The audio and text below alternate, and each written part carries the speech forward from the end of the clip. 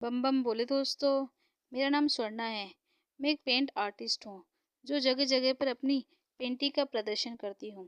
इस काम में मुझे ज़्यादा पैसे नहीं मिलते, पर मुझे ये काम अच्छा लगता है। मैं और मेरी बहन यह काम करते हैं। मैंने यह काम अपने ससुराल में सीखा था। मेरे पति ने मुझे जिद करके सिखाया था। हाँ, मैं शादीशुदा लड़की थी। मेरी शादी लव मैरिज हुई थी। मेरी अपनी मर्जी से मैंने जिस बच्चे के लिए ये शादी की थी वो मुझसे ज़रा भी खुश नहीं था और हम दोनों की शादी नहीं अपनाना चाहता था, क्योंकि मैं उसकी असली मम्मी नहीं थी। जब मैं और अखिलेश एक कैफ़े में मिले तो वहाँ पता नहीं हमारी यह मुलाकात कल यहाँ तक हमें ले आएगी। अ, अखिलेश बहुत शांत स्वभाव के थे और जब भी वह कैफ़े में आते तो बस एक कॉफ़ी ऑर्डर करते और पीठ फेर कर बैठ जाते। मैं रोज इस तरीके से उन्हें देखती थी। वे बिल्कुल अकेले ही आते, जैसे उन्होंने अपना वक्त कहीं रोक लिया हो। इस तरह उन्हें पूरा 1 साल हो गया था हमारे कैफ़े में आते आते। मगर अखिलेश वैसे के वैसे थे। एक बार उन्होंने पता नहीं क्यों दारू ऑर्डर की थी, तो मैं उनके पास जाकर कहने लगी, सर आपने शायद कॉफ़ी ऑर्डर की होगी। वे ज़ोर से चिल्लाकर बोले, मैंने दारू ही ऑर्डर की है और तुम कौन होती हो मुझे ये बताने वाली, मैंने क्या ऑर्डर करना है और क्या नहीं। उस दिन पहली बार मेरा और अखिलेश का आमना सामना हुआ था। उस रात उसने बहुत दारू पी थी, इतनी कि वह सही से चल भी नहीं पा रहा था। मैंने ही उसे उसकी गाड़ी में छोड़ा था। फिर से वह दोबारा कैफ़े में आया और शायद इस बार शर्मिंदा थे और मेरे पास आकर बोले, कल के लिए मुझे माफ़ कर दो। मैं कल बहुत दुखी था, इसलिए जो कुछ भी हुआ सब नशे में हुआ। मैंने उन्हें फ़ौरन माफ़ कर दिया। उन्होंने हंसकर कहा, क्या तुम मेरे साथ कॉफ़ी पीने चलोगी? मैंने कहा, यहाँ मैं कॉफ़ी ही बेचती हूँ। नहीं, यहाँ नहीं, किसी और कैफ़े में। मैंने कैफ़े में हाफ डे ले लिया और उनके साथ चली गई। वह मुलाकात धीरे धीरे बढ़ती गई और अखिलेश ने एक दिन मुझे अपने दिल की बात बताई। वह शादीशुदा थे। अभी उनकी पत्नी का देहांत हुआ था।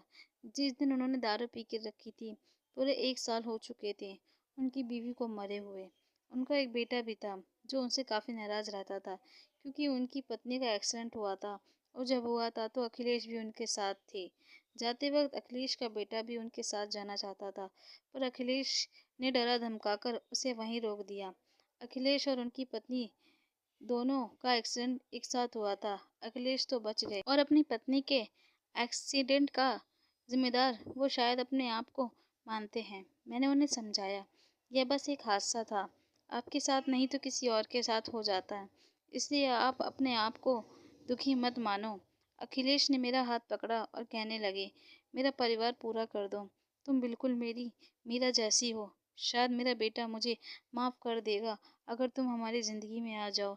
अखिलेश की बातें सुनकर मुझे धक्का लगा, क्योंकि उसने अचानक से मुझे प्रपोज किया था। मैं उसका जवाब नहीं दे पाई और वहाँ से चली गई। पर अब मैं भी अखिलेश को पसंद करने लगी थी और उसके दुख को अपना दुख समझने लगी थी। इसलिए मैंने उसे हाँ कर दी और हम दोनों ने शादी कर ली। अखिलेश और मैं बड़े अरमानों से अपने बेटे को अपनाना चाहते थे। मैंने जब कार्तिक को पहली बार देखा तो बिन माँ का बच्चा कैसा होता है आज समझ आया। खुद से ही अपने सारे काम कर रहा था।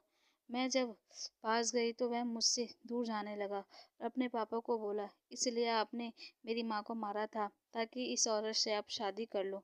कार्तिक की बात में मुझे बहुत गुस्सा था, जैसे वो किसी की सुनना ही नहीं चाहता था। उसके पापा ने उसे कुछ नहीं कहा और वह वहाँ से भाग गया। मैंने रोज कार्तिक को माँ का प्यार देने की कोशिश की, लेकिन वो मुझसे दूर भागता था। ऐसा लगता था कि वो जो कहता है उसकी सज़ा वो हमें दे रहा था। कार्तिक के पापा रोज़ टूटते जा रहे थे कि कार्तिक दिन पर दिन उनसे बहुत बदतमीजी से बात करता था। वह भी उसकी सारी बदतमीजियाँ नज़रअंदाज करते थे। मैं उन्हें और परेशान नहीं करना चाहती थी, इसलिए माँ न बनने का फैसला किया और मैंने अपना ऑपरेशन करवा लिया। पर कार्तिक जैसे अपने उसने ठान रखा था कि वो मुझे कभी नहीं अपनाएगा। एक बार उसने गलती से दारू पी ली और घर में हंगामा कर दिया। उसके पापा ने जब उसे मारना चाहा तो मैंने उसका हाथ रोक लिया। कहने लगे, जिसे तू माँ नहीं मानना चाहता, वही तुझे बचा रही है। मैं कैसे तुझे यकीन दिलाऊं कि मैंने तेरी माँ को नहीं मारा? कार्ति बोला, मैं आपको अपना पापा तभी मानूंगा जब इस औरत को हमारी ज़िंदगी से दूर कर दोगे। तभी मैं आपको पापा कहूँगा और जो आप कहोगे मैं वही करूँगा। अखिलेश ने साफ मना कर दिया कि नहीं, ऐसा कभी नहीं होगा, और दोनों अपने कमरे में चले गए। अब लग रहा था कि इन दोनों बाप बेटों के बीच मैं ही आ गई थी शायद, पर अब दोनों को मिलाने का टाइम आ गया था। मैं बिना किसी को कुछ बताए वहाँ से चली गई और यहाँ पहाड़ों के बीच अपनी ज़िंदगी जी रही हूँ। यही था मेरा अधूरा प्यार। मैं पत्नी तो बन गई, मगर पूरी ज़िंदगी अपने पति के साथ नहीं बिता पाई। माँ तो बन गई, मगर बेटे का कभी प्यार नहीं मिला।